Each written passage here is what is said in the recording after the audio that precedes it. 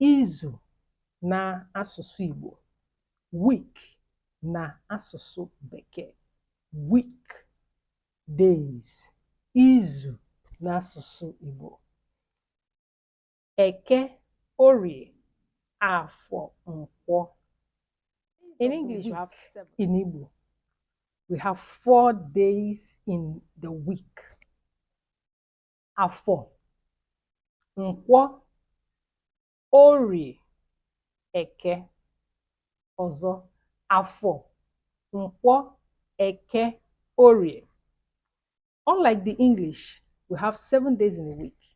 But in Igbo, we have 4 market days. And these days is a market day in Igbo. Different villages have their different market days. O nwere ndị na-azụ Nkwọ, o nwere ndị na-azụ Eke, o nwere ndị na-azụ Orie, o nwere ndị na-azụ Afọ. Etu a ka ndị Igbo si echebiri izu ha. Izu na asụsụ Igbo, week na asụsụ Bekee, week, days, izu na asụsụ Igbo. Eke, Orie, Afọ, Nkwọ.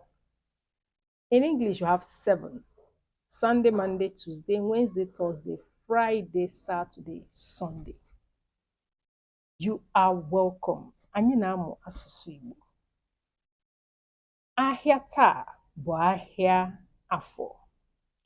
Ka Afọ taa wetara anyị ihe ọma. Maka na ụbọchị Eke ga-ekete ihe ọma. Ụbọchị Orie na-eweta ihe ọma. Ụbọchị Nkwọ na-akwọta ezigbo ihe. Onye Igbo sụọ asụsụ Igbo, maka na asụsụ anyị amaka, asụsụ anyị bụ omenala anyị. Agwa gị sị gị na anyị nwere mkpụrụ ụbọchị 4 n'izu.